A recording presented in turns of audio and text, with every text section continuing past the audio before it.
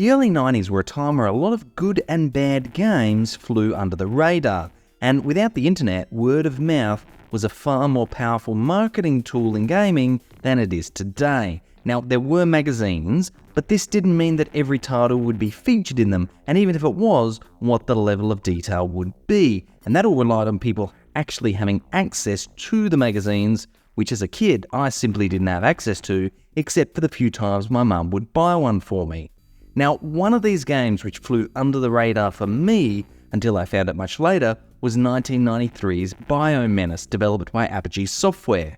Now, Apogee were responsible for a lot of critically acclaimed PC games in the 90s, including both the Duke Nukem and Commander Keen franchises. Interestingly enough, Biomenace actually uses a modified version of the same graphics engine as the later Keen entries 4, 5 and 6, however the art style couldn't be more different.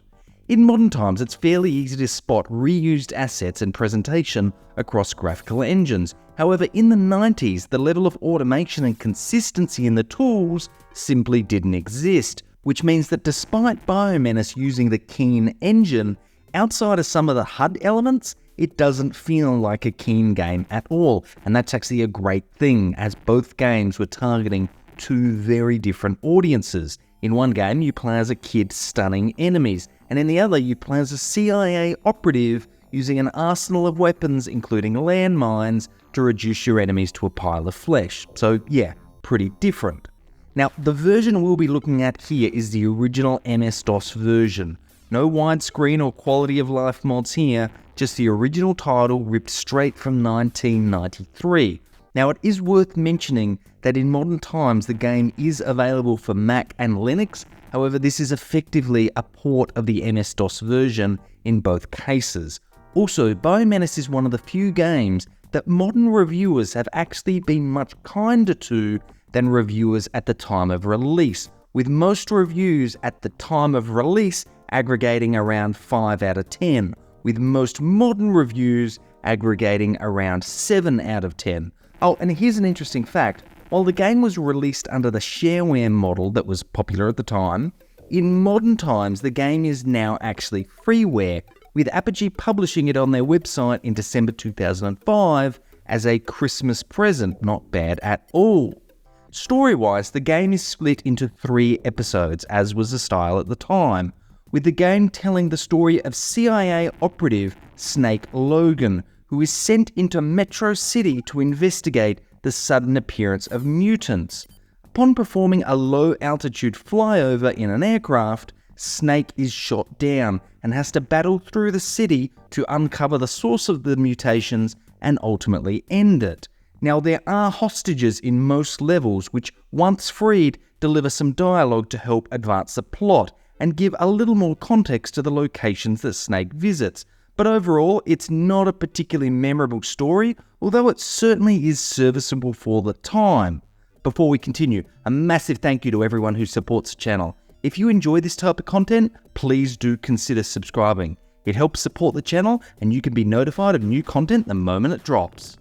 With that out of the way, let's grab our submachine gun, comb our mullet, and head back to 1993 to remember Biomenace. Now, by 1993, the side-scrolling shooter formula was fairly refined, gone with the relatively basic environments and simple game mechanics from the years gone by, replaced with much more interactive environments and more complex game mechanics. Biomenace is a great example of this refinement, taking what was great, and in some cases not so great, about the titles that came before it and evolving those concepts to create a more modern experience. There's a lot of influence from the Duke Nukem 1 and 2 games in Biomenace, but at the same time, there's enough new and evolved content to ensure that Biomenace feels like its own game and not simply a cheap knockoff of another title. Now, camera and control are two of the most important things in any side-scrolling shooter. After all, it doesn't matter how good the shooting or other mechanics are, if you can't control your character or see them, everything else is largely irrelevant. In the case of Biomenace, I'm pleased to report that both are mostly good. There are several areas which are effectively platforming, and in my entire playthrough, I never missed a jump or landing due to the controls, which is a very good sign. Where the controls do let the player down is in the hitbox. which seems to be much larger for your player than the actual graphic suggests, leading to some cheap damage from proximity to enemies. Overall, it's not too bad. I'd probably describe the control as somewhere between the excellent controls of Duke Nukem 2 and the sometimes questionable controls of the later Keen games. Now, with regards to the camera, the only thing that really bugged me was a lack of an option to look up or down, which, given the vertical nature of many of the levels, would have been appreciated, but alas, it's certainly not game-breaking. The overall gameplay loop of Biomenace revolves around exploring levels, eliminating enemies, and unlocking the many, many, many doors with keys you'll find throughout the levels, while looking for special items which will generally deactivate force fields or activate switches to help you progress. There's hostages in most levels which, once rescued, will give you an item to deactivate a force field protecting the level exit, and if you want to speedrun the game to completion, then accomplishing this task is all that's required. However, if you want to obtain a high score, there are many other areas to explore to obtain items which will boost that overall score. One example is a locked section in some levels which requires you to find a color code in the level and input the colors in order to unlock it and access its many rewards. However, if you enter the wrong code, you'll drop to your death. Another example revolves around finding secret levels in the game, which are effectively levels full of rewards to increase your score, as well as provide special items such as additional lives, which on the more difficult modes is absolutely essential. Now, difficulty is an interesting topic. Snake is fairly robust, being able to take several hits before losing a life, and the game is fairly well stocked with health kits in challenging areas in the first 2 episodes.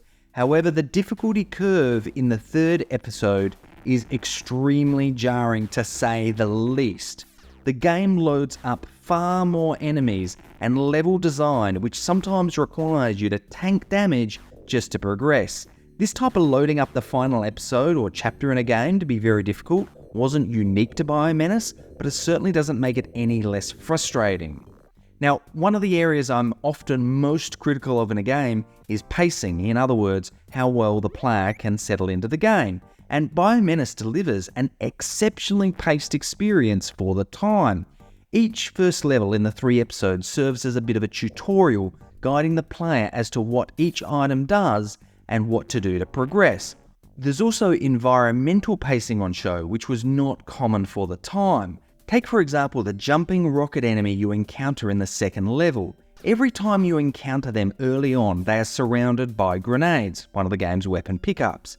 If you try and shoot these enemies with your regular weapon, nothing happens, but if you use a grenade, you can destroy them with ease. This is simple but nice environmental pacing. Now, while there are many bright spots in the gameplay, there are some areas which, after an extended time playing, transcended from frustrating to outright annoying, and probably the most common issue I had was enemy placement, particularly in the levels which have projectile shooting enemies off screen, shooting projectiles at you without you knowing exactly where to return fire. Now, I'll be honest, this can sometimes work in your favour when you're dealing with non-projectile enemies, as your projectiles seem to travel off-screen for some distance, but more often than not, this was annoying, as many projectile enemies can rapidly deplete your health bar in this manner without you even knowing who or what is hitting you. Now, Snake is certainly not defenseless, and in addition to his starting submachine gun, he can pick up a variety of weapons from machine guns to the virtually one-shot plasma bolt weapon, the catch being that each special weapon outside of the starting submachine gun has limited ammo with no ability to replenish it. There's also a variety of secondary weapons, including both grenades and landmines, and here's a somewhat amusing story at my expense. Between the first and second time picking up landmines, there's quite a gap in gameplay, enough that I forgot that a landmine wasn't a grenade. So while trying to use a grenade on an enemy, I unknowingly deployed about 5 landmines, and even then, after looking at them all deployed, I couldn't work out what was wrong until I remembered they weren't grenades, they were landmines. Now these secondary weapons are very important because certain enemy types can't be defeated with your standard submachine gun, often requiring you to use explosives, as well as certain enemy placements practically demanding the use of grenades to avoid taking damage during traversal. Outside of the weapons, there are also some special items, from extra lives to invincibility drinks, the latter of which made dealing with some of the enemies in the forest levels far more manageable. And lastly, there are various gems and reward items which help contribute to your overall score. Now, like I mentioned earlier, the overall level design has a fairly unique identity, and the sheer variety of level design will help keep you entertained. From the more grounded levels in the city to the giant mutated ant nests, all of the levels feel like they have been created with care and have a fairly logical flow as far as the game's narrative goes. There are also boss levels which feature large and well-detailed bosses, and while the mechanics to defeat them are fairly easy to pick up on, they are still satisfying to beat. The overall art direction for the game is relatively strong, with many different colour palettes being used throughout the environments, something which other games of the time often struggled with. Likewise, performance is fairly solid, with reasonably smooth scrolling helping to advance the game's overall presentation. From what I can tell, the game runs at about 25 frames per second, which, while hardly ideal compared to modern standards, is certainly respectable for the time. Sound design, in my opinion, is one of the weaker elements of the game, with everything from the soundtrack to the sound effects sounding very generic, as if they lack a real identity as other titles at the time did. There are memorable moments of the soundtrack, but these are far and few between, and the overall length of each track seems to be quite short, which can contribute to a feeling of repetitiveness, not just in the music, but in the levels themselves. I wouldn't go as far to say the sound is bad, but like I said, it's all very generic and will be quickly forgotten upon completing the game. Now, while I wouldn't exactly call Biomenace a hidden gem as such, it is an enjoyable game to play, especially if you are a fan of side-scrolling shooters. Biomenace probably doesn't have the cult following, or perhaps any real following in modern times, to warrant a remake, but even the now freeware original is still a very playable experience, and thanks to the folks over at Good Old Games, features a Windows installer which should be suitable for most modern systems. While there are some frustrating elements of Biomenace, the overall core game mechanics are solid and help it to stand out from some of the more bare-bones shooter experiences, thanks to some of its new features for the time. One of the interesting facts about Biomenace is that outside of the game engine and music, the majority of the game content was created by one person, designer Jim Norwood, which, when you look at the final product, is a remarkable achievement for a team of effectively one. According to Moby Games, Jim is still active in modern times and has worked on titles such as Shadow Warrior and Days Gone, just to name a few, which are games I also enjoyed. I generally take a position of never say never to a follow-up game, but in the case of Biomenace, I think the story of Snake Logan has largely been told, and while it played an important part in gaming history, it's probably not something that we need to revisit again. But that's enough from me. Do you agree or disagree with my opinions? Let me know down in the comments below. And as always, thanks for watching.